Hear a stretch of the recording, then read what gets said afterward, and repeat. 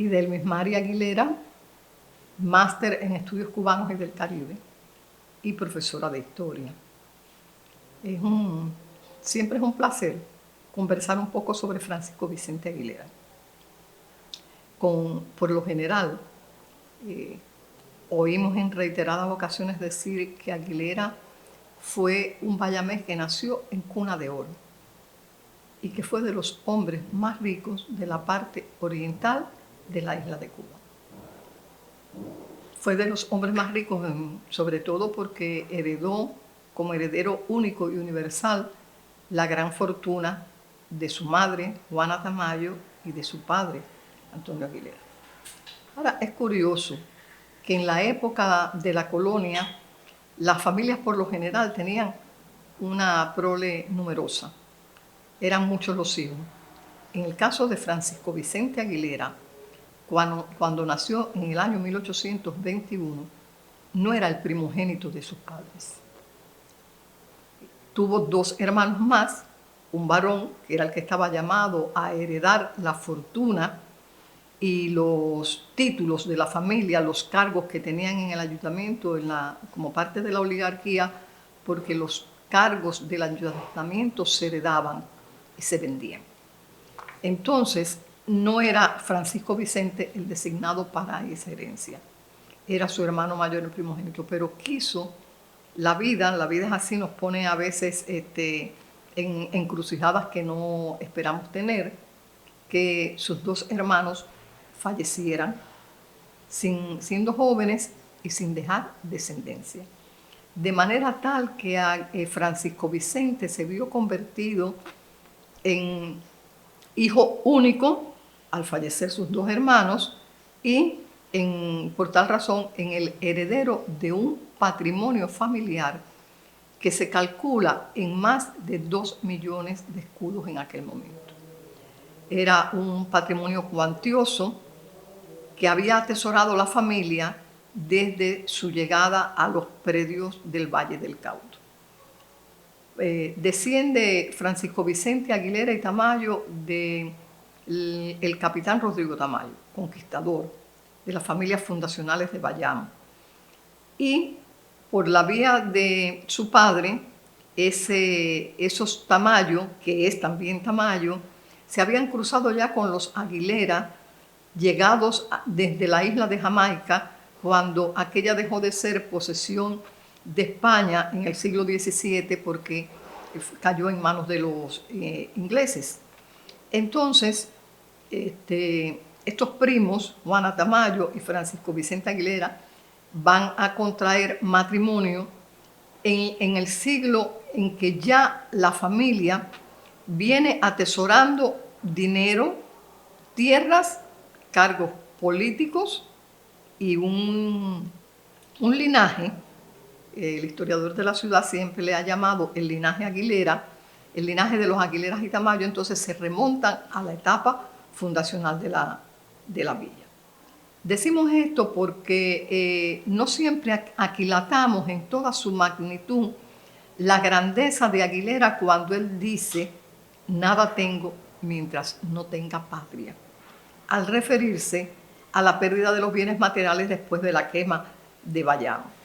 Y es que Aguilera sí es el niño que nació en cuna de oro, el niño que llegó a poseer el patrimonio de la familia en sus manos después de la muerte de su padre y de su madre. Un hombre que poseía centenares de esclavos, que poseía muchas tierras esparcidas por toda la zona de Bayamo, Jiguaní, Holguín, y que tenía centrales azucareros, un hombre que había comenzado a invertir dinero en el comercio y en la modernización, que tenía en sus manos proyectos para hacer de Bayamo un sitio conectado por el ferrocarril.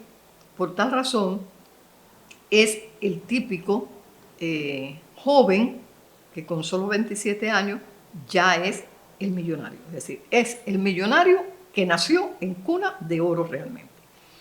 Sin embargo, es curioso que después que se produce el inicio de la guerra independentista y la participación primigenia de Aguilera como iniciador de ese movimiento, después de la quema patriótica de Bayamo y la designación de Aguilera para salir a la emigración en representación del gobierno revolucionario cubano, Aguilera, la familia de Aguilera, que él sí tuvo la dicha de tener una familia numerosa, porque después que contrajo matrimonio con Ana Quindelán, bueno, pues tuvieron 10 hijos.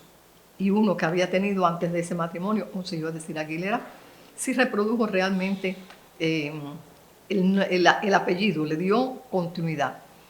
Pero esa familia de Aguilera, después que él sale para la emigración, sale para Jamaica. Es decir, está entre los muchos bayameses que tienen que emigrar porque son enviados para Jamaica por el gobierno colonial o porque la penuria de las condiciones de vida en la Manigua Mambisa obligan a la presentación y a la salida. Y los hijos más pequeños de Aguilera en Jamaica tuvieron que ser enviados a casa, a hospicios, para ser atendidos. Sus hijas, las mayores, las 3 mayores, tienen que trabajar en la elaboración de dulces caseros y como costureras para que entrara algo de dinero con que sostener la situación de la familia.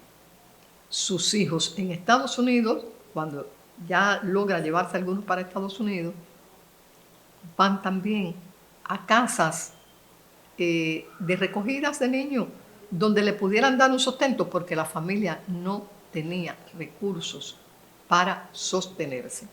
Sin embargo, no hay una sola queja en Aguilera por la situación que tiene la familia.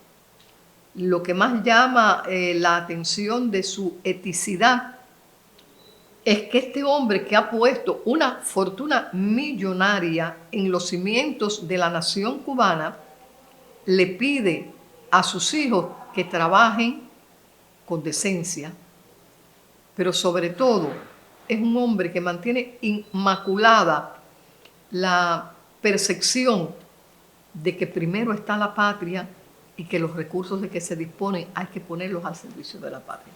Hay una anécdota de que un día un emigrado que lo ve subiendo las escaleras con unos pantalones surcidos en la parte de atrás, desgastados por el uso, le da 10 pesos y le dice que para que se compre unos pantalones. En la próxima recogida de dineros para la causa de Cuba, Aguilera da 10 pesos y dice, anote la contribución de un cubano para la causa. Es decir, ese millonario anda en Nueva York con los pantalones remendados y con los zapatos rotos en la suela, pero no se avergüenza. Le dice a las hijas que no hay que avergonzarse por trabajar y por vivir en la pobreza, porque ese es el orgullo de quienes están contribuyendo a hacer grande una patria. Entonces a mí me parece que más que medir la gran fortuna de Aguilera por lo que materialmente poseía, que era realmente una fortuna millonaria, la eticidad de Aguilera se levanta para todos los tiempos, porque es el hombre que le dice a la esposa, regresaremos a Bayamo, no pierde la fe en lo que están haciendo, en el proyecto de patria que quieren, y dice, y construiremos, levantaremos un nuevo Bayamo, lo haremos a orillas del río Cauto, y será un pueblo hermoso y moderno. Es decir, no es un hombre que se ha resignado a lo que ha perdido. Lo que pasa es que no lo ve como una pérdida, lo ve como el aporte que está haciendo un cubano a la forja de la patria. Y ese aporte incluye no solamente a él como persona y a su esposa, sino que incluye a toda la familia. Aguilera no llegó a solicitar un muy esperado título de Castilla para que el cual el padre lo había ido preparando. El padre deja entre el dinero que tiene cuando muere una dote para que se tramite un título de nobleza. No lo hace. A mí me parece que lo más importante es remarcar que esos bienes que poseyó Aguilera los empleó antes de que comenzara la guerra en proyectar obras para Bayamo. Aguilera fue benefactor de Bayamo, porque no solamente dio el teatro de la ciudad. Aguilera puso su fortuna en función del desarrollo de Bayamo. En el testamento de su madre aparece la designación de 1/5 de los bienes para la construcción de un hospital de mujeres en Bayamo.